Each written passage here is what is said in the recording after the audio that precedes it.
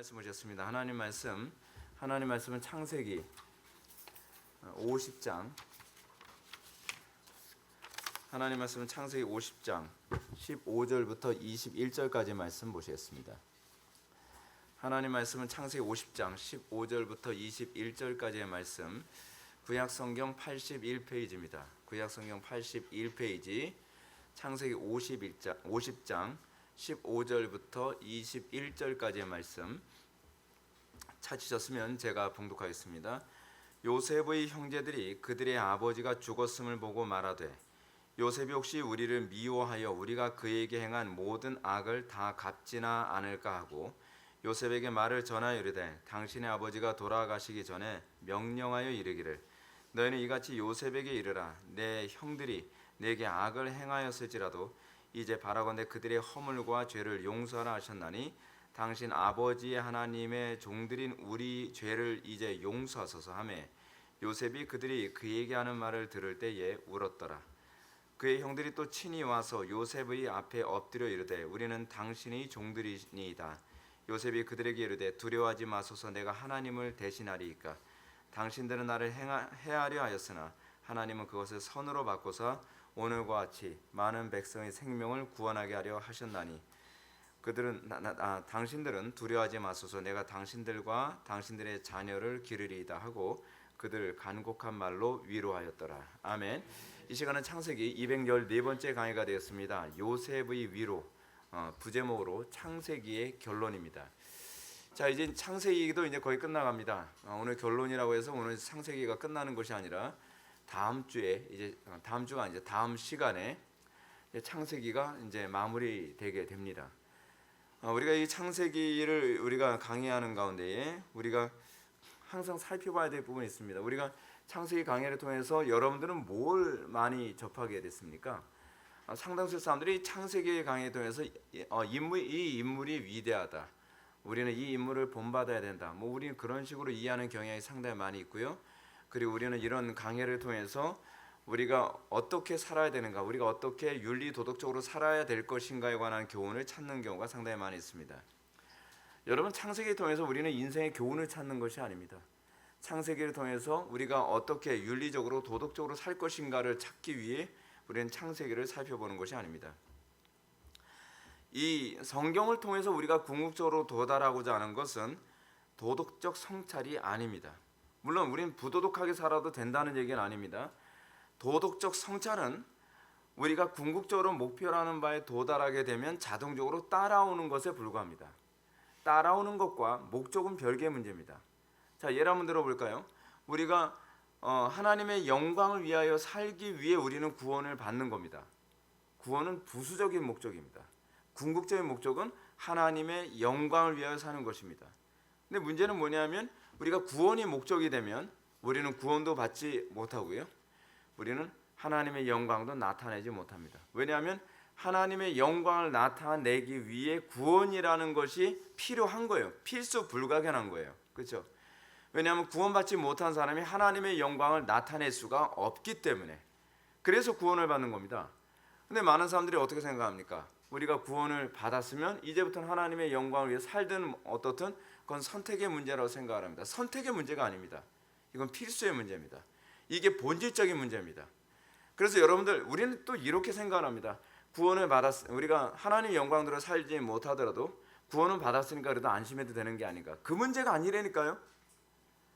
여러분들이 제발 좀 착각하지 말았으면 좋겠어요. 왜 이 착각에는 쉽게 빠지는지, 왜 여기에는 우리가 쉽게 넘어가는지 모르겠습니다. 궁극적 목적에 도달하지 못했다고 한다면 내 구원은 의미가 없어지는 겁니다. 그러니까 나에게 있어서 궁극적 목적인 하나님의 영광이 왜 나타나지 않을까? 그럼 우리는 뭐부터 점검합니까? 나의 구원의 문제도 점검하게 되고, 내가 영적으로 뭔가 어떤 문제가 있는가라고 하는 것을 접근해 들어가야 되는데, 난 구원의 확신이 있으니까 나는 더 이상 하나님의 영광 나타나지 않아도, 나에게 성화가 나타나지 않아도, 나에게 거룩이 나타나지 않아도 상관이 없다. 이거 어려운 문제입니다. 우리의 사고가 자꾸 그쪽으로 돌아갑니다. 그렇다면 우리가 이제 계속적으로 이 창세기를 통해서 우리가 목표라는 바가 무엇입니까? 그것은 성삼위 하나님을 알아가는 것입니다. 여러분 우리가 사도신경을 외웁니다. 그렇죠? 사도신경을 고백하는 거죠. 고백합니다. 매번 예배 전에 우리는 사도신경을 고백합니다. 우리는 이런 하나님을 믿습니다라고 성삼위 하나님에 대해서 사실 고백을 하는 겁니다. 왜냐하면 이것이 신앙의 본질이기 때문에 그렇습니다. 신앙의 궁극적 본질은 내가 천당 가느냐 지옥 가느냐와 하는 문제 이전에 하나님과 나와의 관계 문제입니다. 하나님과 나와의 관계 문제가 흐트러지고 있다면 천국 가는가 지옥 가느냐에 관한 문제는 어떤 면에서는 큰 의미가 없다고도 생각할 수 있는 문제입니다. 우리가 성경을 읽는 목적도요, 하나님을 알아가기 위해서입니다. 우리는 옛날에 제가 신학교 다닐 때 어떤 과목이 있었냐면 교회 성장학이라는 과목이 있었습니다. 교회 성장학 과목에서 이제 주로 배우는 것이 이제 어떤 사람이 책을 배우냐면 피터 와그너 같은 사람의 책. 옛날에 이제 플러 신학교에서 피터 와그너가 교회 성장학파거든요. 교회 성장학파로 굉장히 유명한 사람이었습니다. 그래서 피터 와그너라든지 그렇지 않으면은 릭 워렌이라든지 그렇지 않으면은 빌 하이블스 같은 사람들이 어떤 교회 성장을 위한 그런 방법론을 굉장히 많이 배웠어요. 근데 그 사람들이 항상 사용하는 게 성경이죠. 근데 성경을 교회 성장을 위해서 자꾸 찾아가는 거예요. 성경에서 교회 성장과 관련된 부분만 찾는 겁니다. 그게 얼마나 코미디 같은 얘기인지 아십니까? 성경은 교회 성장을 위해서 주어진 게 아니에요. 성경은 우리가 어떻게 하면 형통할 것인가? 여러분 그런 책도 보신 적 있지 않습니까? 사업가 예수 그리스도. 아니 무슨 거기서 사업가 예수 그리스도 찾아요. 예수님 사업을 못하는 분이신데. 네. 아니 예수님이 무슨 사업하셨습니까? 예수님 되게 힘겹게 사셨거든요. 경제적으로 굉장히 어렵게 사신 분이신데 무슨 그런 걸 찾아요? 아니에요. 성경이라고 하는 이 책을 통해서 하나님께서 계시하시고자 하시는 것이 뭐냐면 선국의 방법이 아니라 하나님 당신 자신입니다. 하나님 당신 자신을 계시하기 위해 성경이 우리에게 주어진 거예요. 그럼 우리가 성경을 읽거나 또한 여러분들이 설교를 들으면서 여러분들이 기대해야 되는 것은 하나님은 어떤 분이신가에 관한 문제입니다. 어디에도 하나님에 대해서 얘기해 주는 데가 없습니다. 여러분들이 박사학위를 따도요 여기서 하나님을 배울 수가 없습니다. 하나님을 배울 수 있고 하나님이 어떤 분이신가를 들을 수 있는 유일한 곳이 있습니다. 아주 유일한 것, 그것은 예배당뿐입니다. 강단에서 여러분들이 기대하는 것은 하나님, 우리를 창조하신 하나님, 온 우주를 창조하신 하나님, 우리의 인생을 주관하시고 우리의 생사화복을 주관하시는 그 하나님은 어떤 분이시며 그 하나님이 어떻게 우리의 삶을 주관하시느냐에 대해서 여러분들은 관심을 가져야만 합니다. 근데 사람들이 그거에 관심을 갖지 않습니다. 설교를 듣다가 여러분들이 하나님에 대해서 관심 없는 사람들의 특징이 뭐냐면 하나님에 대해서 얘기하면 졸고 있다가 예를 들어서 내가 좋아하는 도박에 대해서 얘기하면 갑자기 눈이 막 반짝반짝거려요. 그럼 제가 저 사람 도박 좋아하는구나. 또 그렇지 않으면 성공에 관한 성공을 위한 7가지 법칙, 그럼 갑자기 막 눈이 반짝반짝거리는 거야. 저 사람은 성공이 자기의 그 우상이구나. 그렇지 않으면은 어떻게 하면 연애를 잘하는가, 연애하는 그러면 또 눈이 또 반짝반짝하는 청년도 있어요. 저 연애에 굶주렸구나. 이렇게. 네. 근데 성경에서 그런 걸 찾으라고 성경에 있는 게 아니거든요. 성경은 하나님은 어떤 분이시며 그리고 우리는 하나님을 믿는 존재로서 우리의 삶을 어떠해야 되는가, 우리는 그런 부분에 대한 관심을 가지고 설교를 듣고 그리고 우리는 성경을 읽어야 되는 것입니다. 우리가 하나님에 대해서 관심 갖지 않고 그 부수적인 것에 대해서만 관심을 갖는 것은요 마치 알맹이는 버리고 껍데기를 먹는 것과 똑같습니다. 수박을 사가지고 알맹이는 쓰레기통에다 버리고 껍데기만 씹어먹는 사람은 어떻습니까? 그 이상한 사람이죠. 이상한 사람. 근데 우리가 성경을 통해서 그런 식의 신앙생활을 수십 년을 해왔다는 얘기입니다. 그러니까 어떻게 해요? 성경은 많이 우리가 접한 것 같은데 영혼이 살지지가 않아요. 당연하죠. 살질 수가 없죠. 알맹이 버렸으니까. 알맹이 버리고 껍데기만 거르면 뭔가 배부른 것 같은데 뭔가 남는 게 없는 거예요. 그래서 성경의 본질을 버렸기 때문에 그렇습니다. 제가 이런 말씀을 드린다면 자동적으로 여러분들 머릿속에 떠올릴 법한 질문이 있습니다. 그것은 하나님을 아는 지식에 소유하면 우리에게 무슨 유익이 있는데요? 무슨 유익이 있냐고요. 칼빈이 이거에 대해서 이렇게 얘기합니다. 하나님은 과연 어떤 존재인가? 이런 질문하는 사람들은 다만 사변으로 장난하고 있는 것이다. 우리에게 더욱 중요한 것은 하나님의 본성은 무엇인가? 무엇이 하나님의 본성에 일치하는가를 아는 것이다. 그렇죠? 우리는 굉장히 피상적으로 신앙생활합니다. 저는 가끔가다 그런 생각을 합니다. 예배당에 와서 아무것도 설교를 통해 건지는 것이 없는데도 불구하고 그냥 꾸준히 교회를 나옵니다. 우리가 궁극적으로 설교를 통해서 우리가 건지고자 하는 것은요, 하나님과는 어떤 존재인가가 아니라 그 하나님이 나와 무슨 관계가 있느냐에 관한 문제입니다. 그렇지 않나요? 저는 신학교 다닐 때 저는 삼위일체에 관심이 있지 않았습니다. 삼위일체가 나와 어떤 관계가 있느냐에 관심이 있었죠. 제가 신학교 다니면서 계속 고민했던 부분들이 그겁니다. 수많은 교리를 배우고 수많은 신학을 배우는데 그 사변적인 것이 나하고 아무 관계가 없다면 나는 도대체 왜 저걸 배워야 되는지 모르겠더라고요. 제가 교회사를 공부하다가 교회사에서 아리우스 아타나시우스 논쟁을 읽으면서 그런 생각을 했습니다. 저 사람은 왜 삼위일체 논쟁 가지고 저렇게 목숨을 걸지? 난 삼위일체 교리 가지고서 별로 목숨 걸 의향이 없는데 나와 저 아리우스 장로하고는 무슨 차이가 있는 건가? 무슨 차이가 있었을까요? 우리는 삼위일체 교리를 알지만 그걸 그냥 피상적으로 아는 것으로 끝내는 거예요. 정보로 끝내는 거예요. 근데 아리우스 장로는, 이거 아리우스가 한 말입니다. 아리우스가 뭐라 하냐면 내가 삼위일체 때문에 6번씩이나 내가 강제 출국을 당하고, 강제 출국이라고 안 하죠. 그럼 굉장히 신사적인 표현인데 출국이 아니라 뭐라 하죠? 추방. 강제 추방을 당하고 그리고 내가 이렇게 생명의 위협을 느껴가면서까지 삼위일체 교리를 지켜내려고 하는 것은 이것이 나의 구원과 직결되기 때문이다. 이건 아리우스가 직접 한 소리예요. 아리우스에게 있어서 삼위일체 교리는 이론이 아니에요. 피상적인 것이 아니에요. 실질적인 것이고 나의 삶과 나의 영혼과 직결된 문제라는 사실입니다. 저는 사실은 그래요. 저는 내가 알고 있는 모든 교리와 신학적 체계는 나와 직결되기 때문에 저는 항상 설교를 할 때 흥분됩니다. 로이 존스 목사님이 그 설교를 하시면서 어떤 특정한 교리를 얘기할 때 항상 수식어로 붙이는 말이 있습니다. 이 위대한 무슨 교리. 위대한이라는 말을 너무 잘 붙여요. 그래서 이분 습관성인가? 습관성이 아니에요. 진짜 위대하기 때문에 그래요. 그분은 그 교리가 피상적인 교리가 아니에요. 그 교리가 자기의 삶에 엄청난 영향을 끼치는 정말 위대한 교리였던 거예요. 우리에게 있어서 하나님은 정말 영광스럽고 위대한 삶을 우리로 인도하시는 분이신가? 좀 고민해봐야만 합니다. 칼빈의 이런 지적을 보면서 칼빈이 또 이런 얘기합니다. 하나님을 아는 지식을 소유하는 일의 중요성을 이렇게 언급을 해요. 신앙이 하나님에 대한 진지한 두려움과 결합되어 이 두려움이 또한 자발적인 경외를 일으키고 율법에 명시된 대로의 합법적인 예배를 하게 한다. 요즘 한국교회 교인들한테 별로 찾기 어려운 얘기예요. 그렇죠? 신앙이, 여러분들 신앙이 있다면 그 신앙이 하나님에 대한 진지한 두려움과 결합됩니까? 이거는 상식적이고 당연해야 하는 문제입니다. 내가 하나님을 믿는 믿음, 하나님을 신앙한다고 한다면 나에게는 하나님께 대한 진지한 두려움이 나타나야만 합니다. Fear God, 경외, 여호와를 경외함.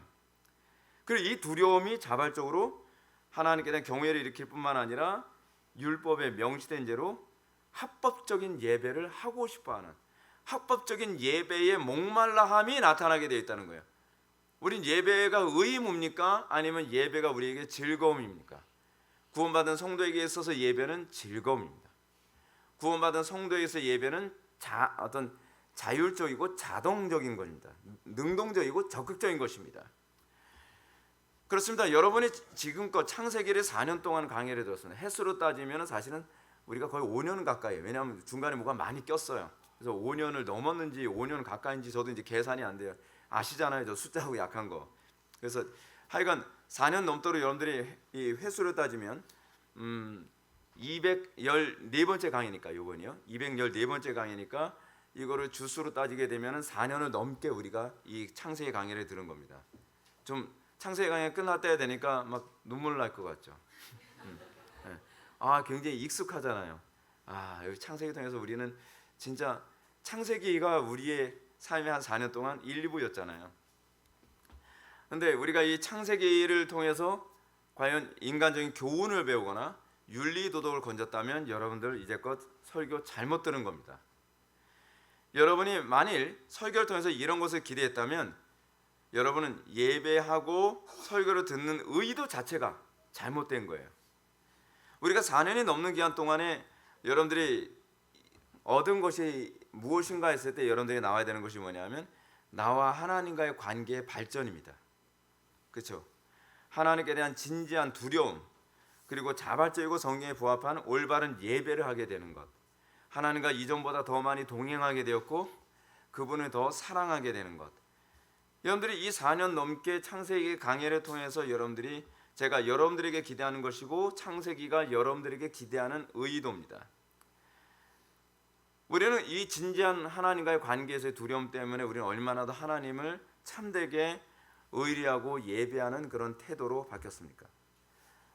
창세기를 4년 넘게 거의 5년 가까이 설교를 하면서 제가 느낀 것은 상당수의 많은 사람들이 창세기의 의도와 관계없이 많이 동떨어진 삶을 살고 있다는 것은 저는 굉장히 많이 발견합니다. 굉장히 안타까운 일이죠.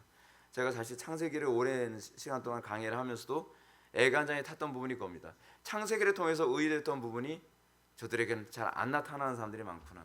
오히려 하나님과도 멀어진 사람들이 있고요. 이제 우리는 지난 시간에 이어서 요셉이 아버지 야곱을 장사 지낸 후의 사건을 이제 보게 됩니다. 오늘 여러분들이 창세기 오늘 본문을 설교를 들으면 제가 사실은 이 창세기 강의 설교를 준비해서 굉장히 놀라운 게 하나 있어요. 여러분들은 어떤가요? 글을 쓴다고 한다면 어떤 역사를 딱 서술하고 난 다음에 창세기 기록 방식은 역사 서술 방식이거든요. 근데 역사를 쭉 서술하고 난 다음에 만약에 결론을 낸다면 사건으로 결론을 낼 수가 없죠. 그렇죠? 뭐로 결론을 냅니까? 주로 산문체로 결론을 낼 게 아니에요. 우리는 이 창세기에서 이런 교훈을 얻을 수 있고 어쩌고저쩌고 굉장히 어떤 노골적인. 근데 제가 창세기 본문을 읽으면서 느낀 게 뭐냐면 아니 어떻게 역사적인 사건을 서술하면서 결론을 낼 수 있지? 이게 되게 신비로운 거예요. 이게 사람의 머리에서 나올 수 있는 게 아니에요. 이건 하나님의 은혜고 이것이 바로 계시구나라고 하는 것을 다시 한번 느끼게 만드는 부분입니다. 오늘 설교 듣고 나면 여러분들은 그걸 느끼게 될 거예요. 실제로 오늘 본문을 통해서 여러분들은 창세기 전체를 압축한 걸 아마 발견하게 될 겁니다. 오늘 보면 15절부터 17절까지 말씀을 다 같이 한번 읽어보실까요? 15절부터 17절까지의 말씀 다 같이 읽겠습니다. 시작.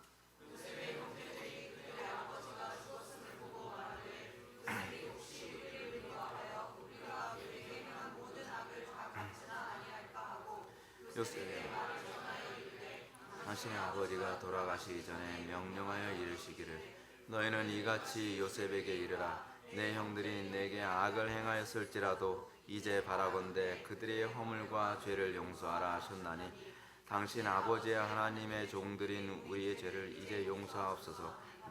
요셉이 그들이 그에게 하나님의 말을 들을 때에 울었더라.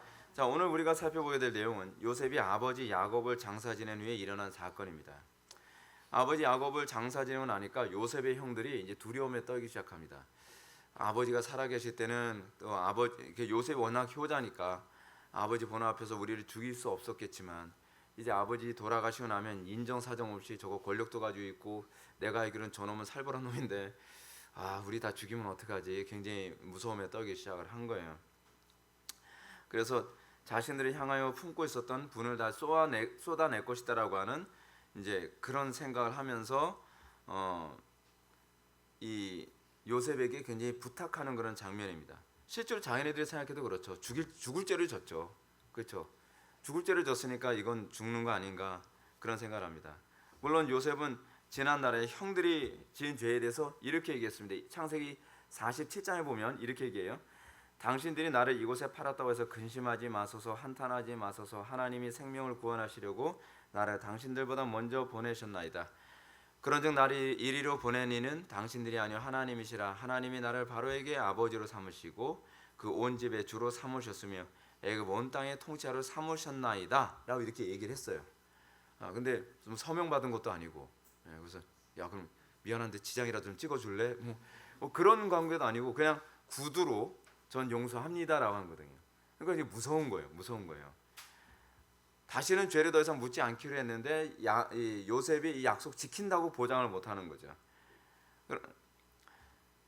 그렇기 때문에 그들이 생각할 때 아버지 야곱의 장례식이 끝나는 날이 우리도 같이 거기에 묻히는 거 아니야? 이제 그런 거죠. 요셉이 땅을 파면서 얘라 좀 더 넓게 팔아. 좀 더. 예. 한 11명이 더 들어갈 자리 필요하다. 뭐 그렇게 될까 하면 이제 굉장히 무서운 거예요. 예, 또 자기 아버지 또 이렇게 미라 만드는 장면 봤으니까 우리도 미라 만드는 거 아니야? 얼마나 무섭겠어요. 그렇죠? 요셉은 절대 권력자니까. 그렇죠?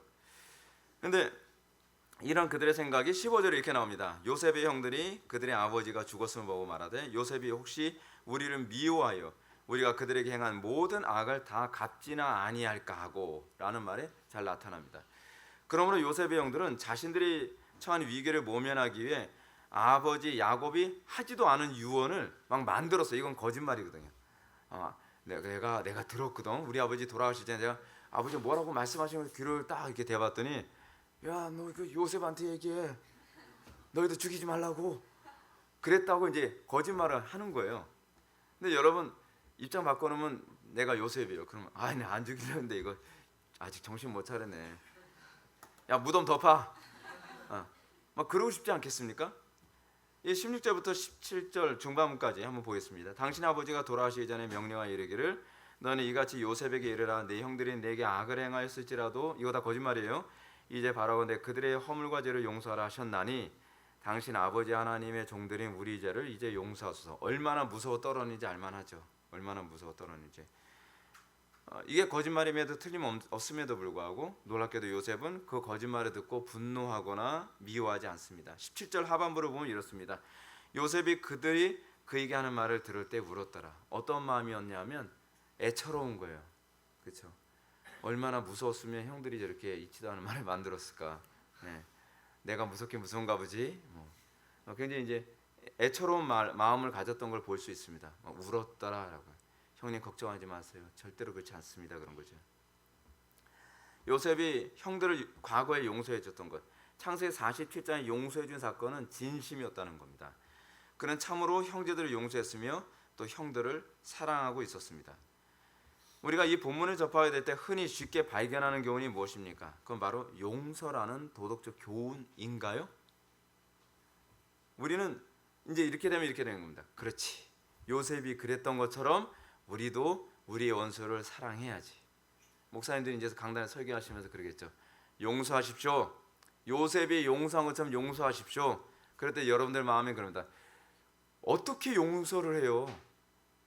저는 용서가 안 되는데. 그게 맞는 얘기예요. 그게 맞는 얘기란 말이에요. 요셉이 용서했다 해서 우리에게 용서를 강요하는 건 말이 안 돼요. 그러면 요셉이 위대한 사람이 돼요.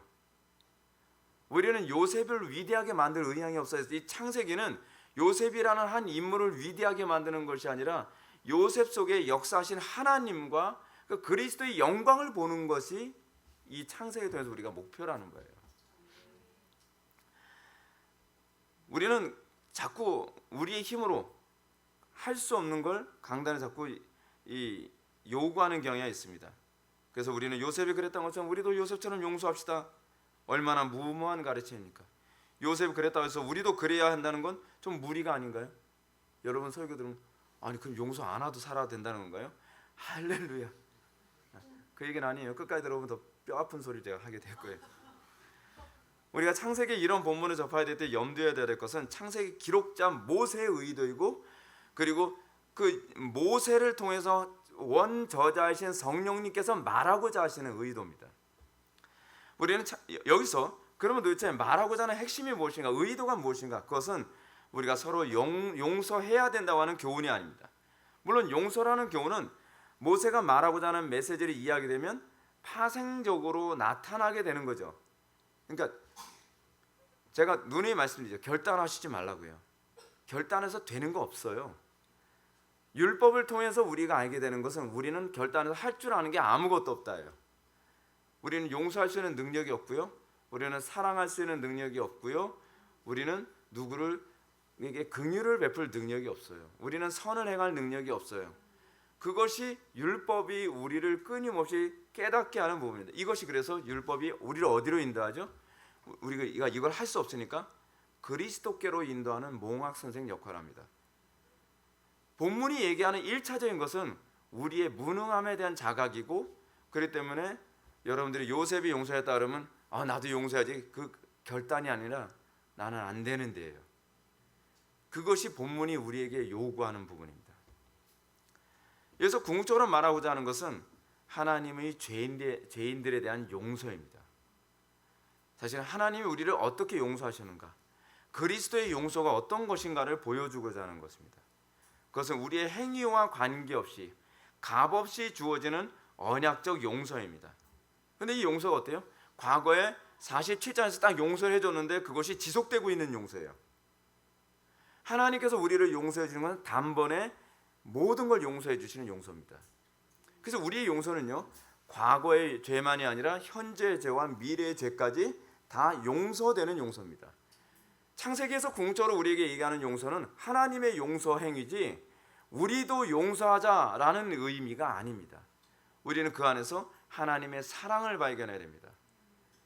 우리는 사실은 용서받을 만한 아무런 가치가, 아무런 자격이 없습니다. 사실은 예수님을 십자가에 못 박은 사람들은 로마 병정이 아니라 우리입니다. 우리도 예나 지금이나 우리는 그 시대와 연합하여 우리는 동일한 성정을 가지고 있고, 우리는 예수님을 십자가에 못 박아라 못 박아라 못 박아라 라고 하던 그 목소리 안에 우리의 목소리도 사실은 끼어 있었던 것입니다. 우리가 그때 태어나지 않았을 뿐이에요. 우리의 그 성정은 똑같습니다.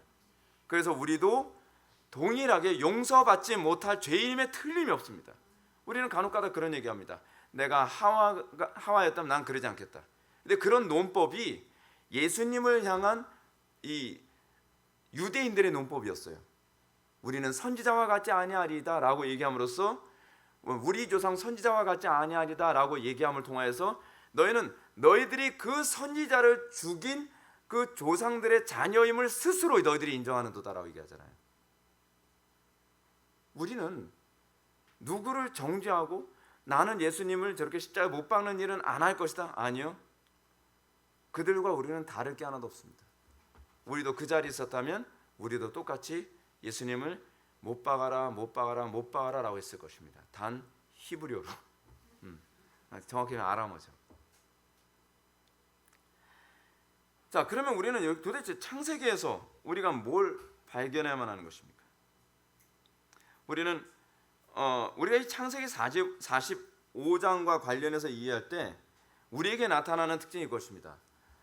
우리는 하나님의 용서를 믿음으로 받았습니다. 그때 우리는 어떻습니까? 요셉의 형들이 서로 부둥켜 안으면서 용서해줘서 고마워 울고, 근데 우리가 하나님으로부터 용서받은 그 용서에 대한 확신이 시간이 지나면 어떻게 되죠? 점점 희미해져 가죠. 진짜 용서해 주실까? 세월이 지났어요. 5년이 지났어요. 10년이 지났어요. 그래서 점점 세월이 지나다 보면 아리까리한 거예요. 내가 지금 죽으면 용서받을 수 있을까? 그때 용서해 준다고 확신해 주님께 주셨던 게 있긴 있었는데, 근데 그 동안에 난 지은 죄도 많고 용서해 주실까? 창세기 50장 오늘 본문을 통해서 우리에게 얘기하시는 것은요, 하나님은 단번의 용서를 통해서 우리를 영원히 용서하신다는 이 교리를 우리들에게 보여주고 있는 겁니다. 하나님께서는 진정으로 우리를 용서하십니다. 요셉이 형들을 진정으로 용서했던 것처럼. 물론 전제는 있었죠. 형들의 진정한 회개가 전제였고, 그리고 요셉은 그것과 아울러서 형들을 진정으로 용서했습니다. 요셉과 형들은 화해와 용서의 큰 잔치를 누렸습니다. 창세기는 이러한 요셉과 형들의 화해를 통해서 하나님은 참으로 회개하는 자들을 용서하시며 이 회개와 용서를 통해 화해하신다는 것을 보여주셨습니다. 근데 문제는 시간이 지나면서 하나님의 용서를 자꾸 의심하게 된다는 것입니다. 하나님의 용서는 과연 영원할 것인가? 이게 사실 우리의 딜레마거든요. 하나님의 용서는 정말 영원할 것인가? 그때는 용서해 주셨는데, 그래서 어떤 사람들은 이렇게 얘기합니다. 과거에 용서를 받았는데 또 하나님께 용서해 달라고 매달리고 울고 불고 난리를 칩니다. 용서 안 해주실 것 같다는 거예요. 이번 죄는 좀 센데요 하나님, 그래도 용서해 줄 수 있나요? 근데 하나님께서는 그 죄도 이미 아시고 다 용서하신 거거든요. 근데 우리는 내가 그 이후에 용서받은 이후에 죄를 범하면서 하나님께서 과연 나를 용서하실까? 진짜 용서받은 건 맞을까? 우리는 그런 생각 되게 많이 하게 됩니다. 왜냐하면 악한 마귀 사단이 끊임없이 우리의 과거를 들먹이며 참소하기 때문에 그렇습니다. 마귀는 참소하는 자입니다. 끊임없이 우리를 정죄합니다. 과거에 용서한 건 사실이라고 치자. 근데 지금은 아니야. 넌 그때보단 인간이 아니야. 계속 마귀가 우리에게 그런 참소를 하죠. 사탄은 요셉의 형들에게 했던 것처럼 우리의 마음속에 끊임없이 하나님의 자비하심과 영원한 용서를 의심하게 만듭니다. 창세기 이 사건은 바로 우리의 영혼에서 흔히 일어나는 영적인 사건을 다시 조명해주고 있습니다. 이럴 때 우리가 결코 잊지 말아야 될 것이 있습니다. 그것은 하나님께서 우리의 죄를 용서하실 때 단번에 용서하시며 영원히 용서하신다는 사실입니다. 하나님 우리의 죄를 용서하실 뿐만 아니라 영원히 우리의 죄를 기억지 아니하신다는 겁니다. 더군다나 오늘 본문은 우리가 과거의 죄로 인하여 두려워하며 하나님의 크고 두려운 심판에 전전긍긍하고 있을 때 하나님은 우리를 책망하시기보다는 오히려 요셉처럼 애처로운 눈으로 우리를 바라보실 거라는 사실입니다. 걱정하지 마소서, 제가 당신과 당신의 자녀들을 돌보리이다. 눈물을 흘리며, 그것이 바로 우리를 바라보시는 그리스도의 모습입니다. 이것이 바로 하나님께서 그의 택하신 백성들을 대하시는 방식이라는 것이죠. 이 시점에서 저는 한 가지 중요한 점을 이제 분명하게 지적해야 되겠습니다. 그것은 창세기의 마지막 부분이 창세기 서론에서 다뤘던 인간 타락의 이슈였다는 겁니다. 이게 굉장히 놀라운 겁니다. 오늘은 제가 이제 창세기 앞부분을 언급하게 될 겁니다. 아담과 하와의 타락, 그리고 가인과 아벨 사건. 근데 이 사건, 오늘 나오는 요셉과 요셉의 형들의 사건이 그대로 이렇게 데칼코마니처럼 딱 맞아떨어지게 됩니다. 그게 저는 창세기를 강의하면서 너무 신비로운 거예요. 어떻게 성경이 이렇게 기록될 수가 있는 거지? 그래서 굉장히 너무 놀라운 겁니다. 그러면서 여러분, 창세기 처음 부분에서 이슈가 뭔지 아십니까?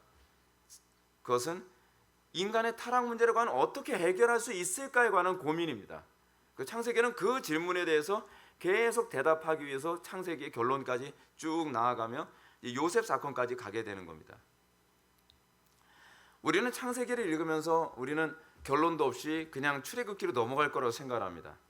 근데 출애굽기로 넘어가기 전에 창세기는 인간의 원죄의 타락 문제를 어떻게 대답해주고 있는가, 이 솔루션이 무엇이라고 얘기해 주는가에 관해서 이 본문의 마지막 부분에서 우리에게 얘기해주고 결론 짓고 있다는 얘기입니다. 첫 번째 해답은 이것입니다. 회개와 용서와 화해라는 것. 창세기의 앞부분에서는 하나님과 갈등을 다루죠. 갈등을 다루는데 창세기의 마지막 부분에서는 회개와 용서와 화해로 이 부분이 해결되어집니다. 오늘 본문은 회개와 용서 화해 교리의 중요한 부분을 제시하죠. 그것은 바로 하나님 안에서 이루어진 용서와 화해가 단회적이지만 완전하고 영원한 것이라는 것을 우리들에게 얘기해 주고 있습니다. 이건 창세기 앞부분에서 우리가 가지고 있는 딜레마입니다. 우리의 고민입니다. 인간이 타락했는데 그 타락 문제를 어떻게 해결해야 되지? 하나님과 깨어진 이 관계를 어떻게 해결할 수 있는 것이지? 우리의 죄는 마치 뭐와 같았어요? 아담이 범죄한 것처럼 우리의 죄는 마치 독생자 예수 그리스도 십자가 못 박는, 창세기 언어로 얘기한다면 형들이 떼거리로 마음을 합쳐서 자기의 친동생을 애굽에 팔아넘기는, 인신매매를 하는 그런 끔찍한 살인행위와 같은 죄를 저지른 것이 우리의 모습이에요. 그런데 이 죄 문제를 어떻게 해결해 가느냐가 창세기의 끝부분의 사건들이죠. 그게 뭐예요? 회개와 용서와 화해라는 겁니다. 하나님은 우리가 회개하고 돌아오면 예수님께서 요셉처럼 맞아주시고, 그리고 그 안에서 우리는 용서와 화해를 맞이하게 될 거라는 사실입니다. 이것이 창세기에서 첫 번째로 우리에게 주는 해답입니다. 어떻게 우리는 이 문제를 해결할 수 있는가? 두 번째 해답은 이것입니다. 그것은 하나님의 주권을 인정하는 것입니다. 이게 굉장히 신비롭습니다. 오늘 보면 18절부터 20절 말씀을 보시겠습니다. 그들이 형들이 또 친히 와서 요셉의 앞에 엎드려 이르되 우리는 당신의 종들이니이다. 요셉이 그들에게 이르되 두려워하지 마소서, 내가 하나님을 대신하리이까. 당신들은 나를 해하려 하였으나 하나님은 그것을 선으로 바꾸사 오늘과 같이 많은 백성의 생명을 구원하게 하려 하셨나니라고 얘기합니다. 본절에서 모세는 요셉의 요셉이 타락한 인간의 본성을 뛰어넘고 있는 것을 보게 됩니다. 여러분, 이건요 인간으로는 할 수가 없습니다. 인간의 이 타고난 타락한 본성으로는요. 이 모습은 창세기 4장에서 가인이 아벨을 용서하지 못하고, 가인이 왜 아벨을 죽였죠? 하나님 이게 똑같아요. 아벨이 요셉처럼 하나님께도 사랑받는 것에 대한 시기심이 굉장히 같은 사이클을 의도적으로 보여주고 있어요. 그래서 요셉의 형들이 요셉을 팔아넘긴 것처럼 가인도 그 시기심 때문에 자기 아우 아벨을 죽이게 된 겁니다. 근데 여기서 극복이 안 돼요. 여기서는요. 근데 놀라운 것은 요셉과의 관계 안에서는 극복이 된다는 사실입니다. 우리가 요셉에게서 이런 놀라운 모습을 발견할 때 어쩌면 이건 놀라운 것이 아닐 수도 있습니다. 왜냐하면 요셉은 예수 그리스도의 예표이기 때문에 그렇습니다. 근데 이게 역사 안에서 일어났다는 것이 놀라운 겁니다. 근데 이 부분에 관해서 이제 뒤에서 좀 더 충격적인 얘기를 좀 해드려야 될 것 같아요. 우리가 이 부분에 대해서 하면서 떠올려야 할 것은 예수 그리스도에 대한 바울이 또 다른 표현인 마지막 아담입니다. 예수님은 어떤 분이에요? 마지막 아담이죠. 그 마지막 아담을 지금 누구로 나타내고 있는 거예요? 예표로요? 요셉으로. 그 두 개의 아담이 나타나고 있는 겁니다. 처음에 타락한 아담과 그리고 죄와 용서를 통해 승리하신 마지막 아담으로서의 예수 그리스도가 요셉이라는 예표를 통해 딱 나타나게 되는 겁니다. 기가 막힌 구조로 하나님께서 우리를 설득해 들어가고 계시는 거죠. 우리는 여기 이 관점을 통해서 우리의 죄의 문제, 우리의 타락의 문제가 어떤 식으로 해결되어지느냐를 바라보게 됩니다. 모세는 창세기 30부분에서 타락한 인간 아담을 통해 인류가 죄악에 빠졌음을 언급했고, 이제 창세기 마지막 부분에서 마지막 아담이신 예수 그리스도의 예표로서 요셉을 언급함으로써 인간 타락의 극복이 어떻게 이루어지는지를 이렇게 극명하게 대조해서 보여주고 있는 것입니다. 결국 인간 타락의 극복은 예수 그리스도를 통해서만 비로소 가능하다는 것을 이 복음의 핵심을 이 결론으로 보여주고 있는 겁니다. 그걸 그림자로 보여주고 있는 것이고 우리는 복음서에서 실체로 보게 되는 것이죠. 이런 관점을 가지고 좀 더 구체적으로 한번 살펴봅시다. 오늘 보면 21절을 보면 요셉은 형들에게 두려워하지 마소서 내가 하나님을 대신하리이까 라고 합니다. 이런 요셉의 발언은 놀랍게도 창세기 서론에서 아담과 하와가 타락했던 그 원인과 그대로 대조를 이룹니다. 창세기 앞부분에서는 어땠죠? 내가 하나님을 대신하겠다는 태도를 견지했죠. 그렇죠? 옛 아담의 타락은 스스로 하나님처럼 되려 했던 유혹 때문에 타락하게 된 것입니다. 그러나 요셉은 내가 하나님을 대신하지 않겠나이다 라고 얘기함으로써 하나님의 주권에 대한 인정을 보여주고 있습니다. 이건 아담의 타락 원인과 그대로 대조를 이루고 있습니다. 실제로 이 창세기 앞부분과 결론 부분의 뒷부분은 이 두 부분을 그대로 이렇게 짝을 이루며 대조를 이루고 그걸 통해서 우리의 구원이 하나님의 주권을 인정하는 것과 직결되어 있다는 것을 보여줍니다. 자, 아까 제가 첫 번째로 우리의 구원의 문제가 어떻게 극복된다 그랬죠? 인간 타락의 문제, 첫 아담의 타락의 문제가 뭐로 극복된다 그랬습니까? 회개, 그리고 화해, 용서. 우리는 그렇게 극복됩니다. 우리는 하나님 앞에 회개하면 하나님께서 우리를 용서하시고 그걸 하나님과 화해함으로 우리의 죄의 문제가 이렇게 해결되어진다는 것을 발견해야 됩니다. 그런데 문제는 뭐냐 하면 오늘날 강단에서 회개를 외치지 않습니다. 하나님과의 화해의 문제에 관해서 언급하지 않습니다. 그러니까 교회가 병드는 겁니다. 인간의 타락을 극복하고 인간의 타락의 문제라고 하는 이 인류 최고의 고민을 해결할 수 있는 유일한 길의 첫 번째는 하나님 앞에서 우리의 죄를 회개하고 그리고 용서받으며 그리고 하나님과 화해된 관계로 살아가는 것입니다. 그 다음은 무엇이냐면 이제는 내 주권이 아니라 하나님의 주권을 인정하는 것입니다. 우리 인간 타락의 가장 심각한 문제가 무엇입니까? 스스로 하나님 노릇하려고 하는 것 아니겠습니까? 그렇습니다. 아담과 하와의 타락의 원인은 거기 있었습니다. 뱀이 유혹하죠. 혀를 낼름낼름하면서 뭐라고요? 네가 하나님처럼 될 것이다. 그리고 하와는 실제로 자기가 하나님처럼 될 수 있다고 하는 착각을 가지고 선악을 알게 하는 남의 실과를 따먹었습니다. 하나님의 주권에 대한 부정이죠. 근데 요셉은 하나님의 주권을 인정합니다. 나는 하나님을 대신하는 사람이 아닙니다. 우리가 끊임없이 우리에게 오는 유혹이 무엇입니까? 하나님 없이 나의 삶을 유지하려고 하는 것 아니겠습니까? 여러분 이게 교회 안에서도 굉장히 심각한 게 제가 오늘 오전 예배 때도 그런 얘기했죠. 막 신디사이저다, 뭐 비싼 악기 그리고 스피커, 막 정말 대형 교회 같은 경우는 이 스피커만 하더라도 엄청납니다. 스피커, 뭐 악기. 근데 그걸 통해서 어떻게 하는 거예요? 성령님을 대신하고 있죠. 문제는 그거예요. 우리의 삶의 가장 심각한 문제는 뭐냐면 거룩하신 성삼위 하나님의 역할을 다른 걸로 다 대치를 해버리고 있었다는 사실입니다. 로마 가톨릭의 문제가 뭔지 아십니까? 로마 가톨릭은요, 스테인글라스를 통해서, 스테인글라스와 그리고 음악을 통해서 성령님이 주시는 우리의 심령의 변화를 그로 대체했다는 것입니다. 스테인글라스를 왜 했는지 아세요? 마치 성령님이 들어오시는 것처럼 해가 딱 뜨면 거기서 희한한 빛으로 딱 들어오실 때 마치 성령님이 임재하시는 것처럼.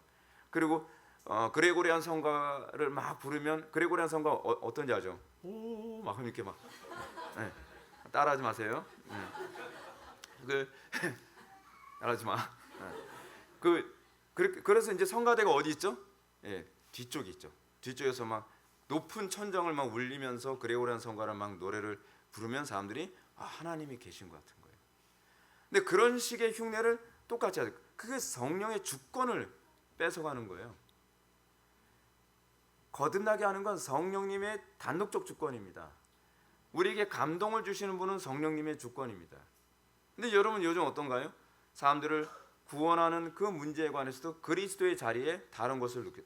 여러분 우리가 잘 아는, 많이 들어본 요즘에 어떤 목사님이 약간 그 머리가 헷가닥 하신 분이 계신데 그분이 최근에 그런 말씀하실 때잖아요. 내가 성령의 본체라고요. 예. 나중에 누구냐고 물어보시려면 이거 끝나고서 저한테 물어보세요. 그런 사람까지만 나타나기 시작을 해요. 그게 인간이에요. 인간이란 하나님의 자리를 자꾸 찬탈하려고 해요. 하나님을 자기가 대신할 수 있다고 생각을 하는 거예요. 내가 원하는 사람은 내가 구원할 수 있다? 그렇지 않아요. 구원은 하나님의 주권이고 하나님의 작정이에요.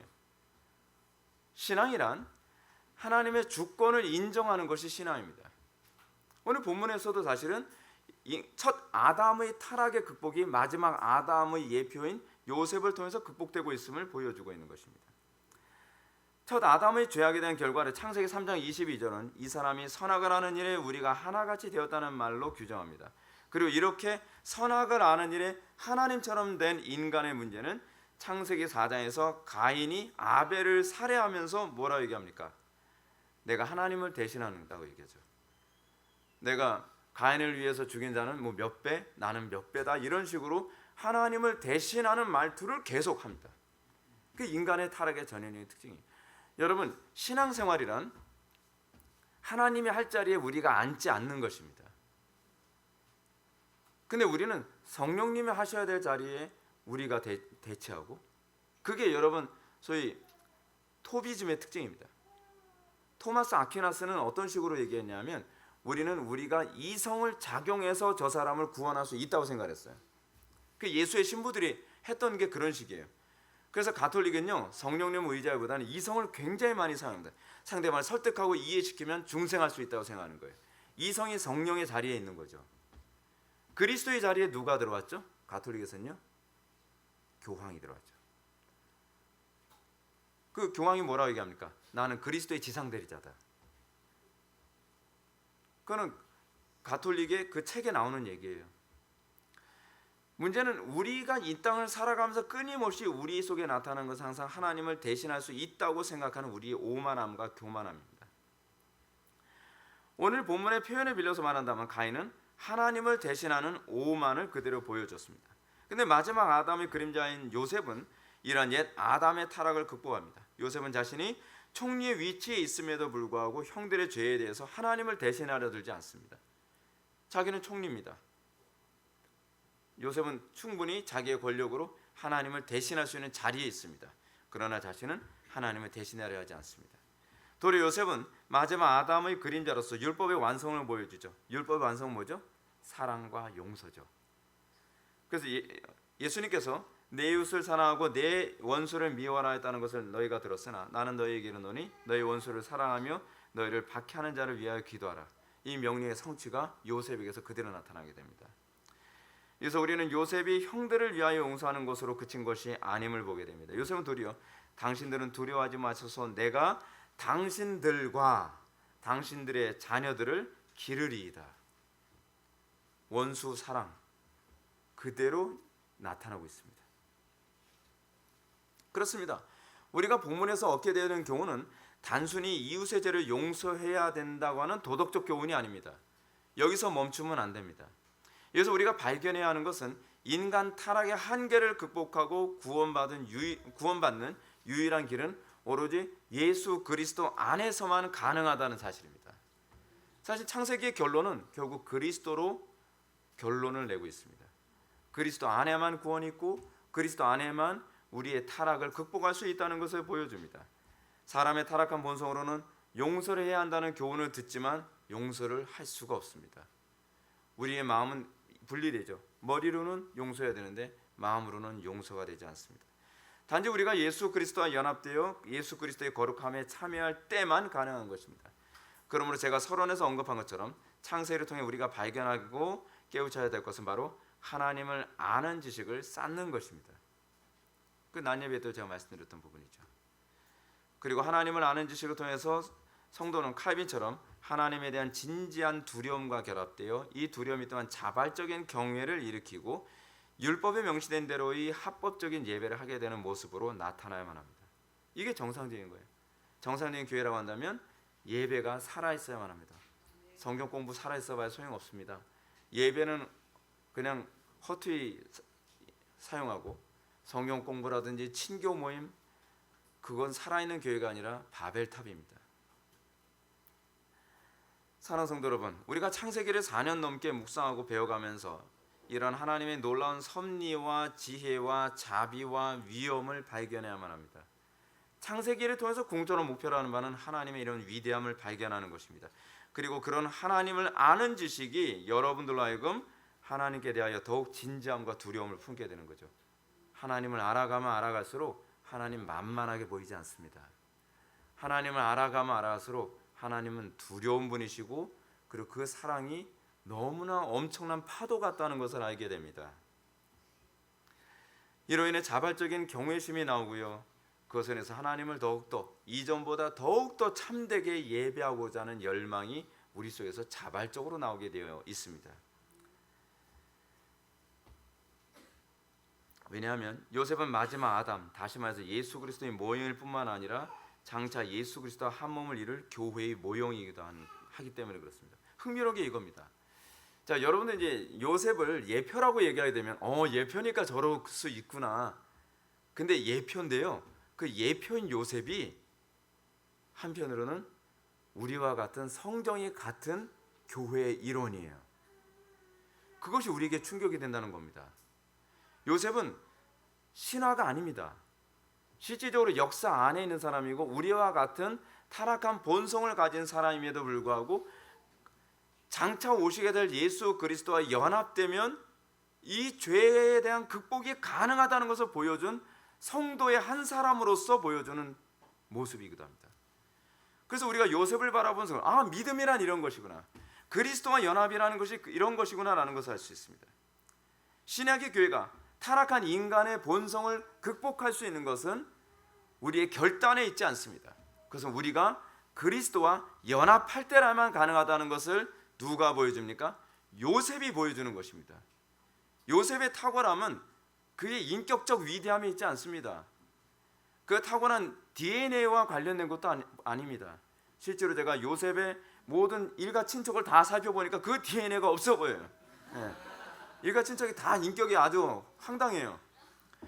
근데 요셉이란 사람이 이렇게 살 수 있었던 것은 그가 그리스도와 연합되었기 때문이고, 그렇다고 한다면 나도 그리스도와 연합된다면 나도 죄를 극복할 수 있다는 것을 보여주는 것이 창세기의 마지막 결론입니다. 그것은 우리에게서 가능성을 찾는 것이 아니라 그리스도에게서 가능성을 찾는 것입니다. 간혹 어떤 분들은 어떻게 예수님처럼 살 수 있느냐고 질문합니다. 이게 어떻게 반박됩니까? 예수님처럼 살 수 있었던 사람이 있었죠. 요셉이요. 또 있었죠. 다윗이요. 또 있었죠. 바울이요. 성경에 나오는 수많은 사람들이 역사적인 인물이라고 하는 것이 가져다주는 소망이 거기에 있습니다. 그렇기 때문에 자유주의 신학자들은 창세기에 나오는 이 모든 사건들이 신화요 또는 사람들이 지어낸 얘기라고 얘기하고 싶은 것입니다. 왜냐하면 칼바르트 같은 사람은요 안 믿어지는 거예요. 인간이 어떻게 이렇게 살 수 있냐는 거예요. 못 사는 건 맞는 얘기예요.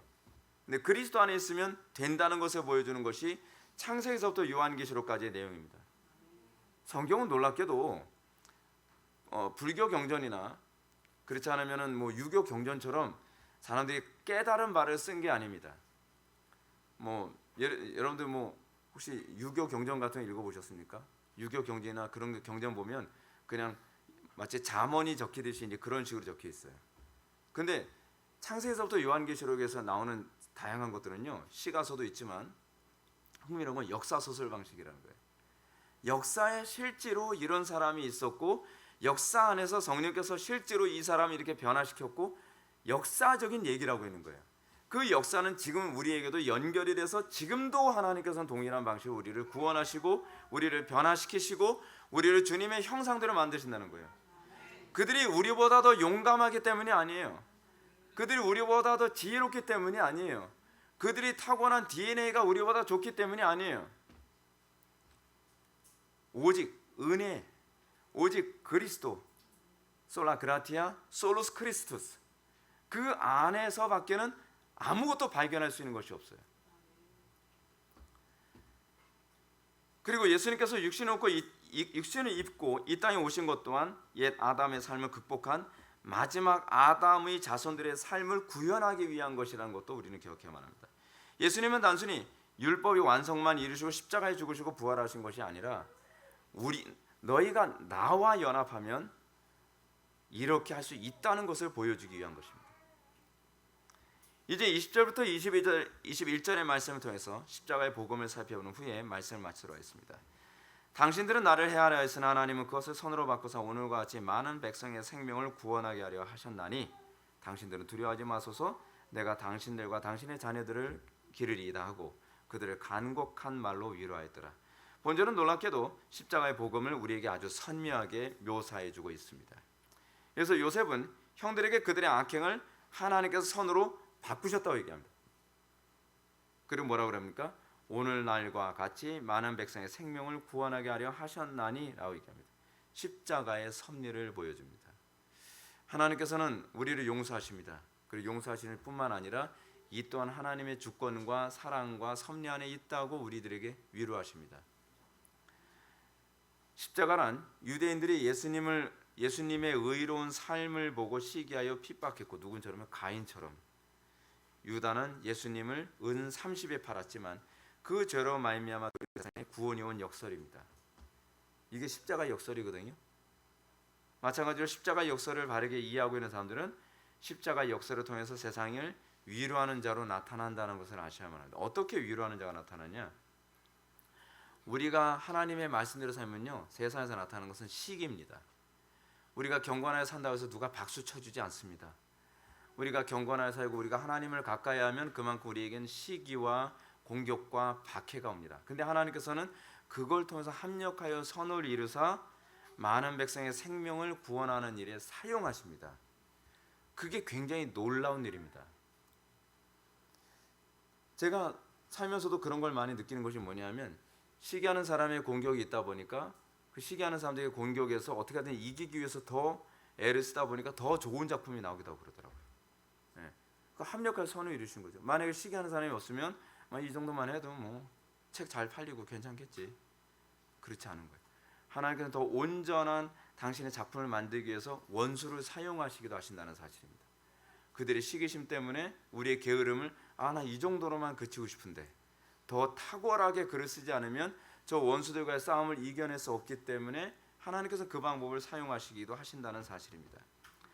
하나님께서는 세상의 수많은 박해를 바꾸셔서 세상의 생명을 구원하는 십자가의 역설로 영광을 받으십니다. 하늘의 씨앗이 땅에 떨어져 죽어야만 많은 열매를 맺는 것처럼 십자가의 신앙이란 우리가 하나님의 말씀대로 사는 것으로 해서 박해를 받음으로 열매를 맺게 하신다는 사실입니다.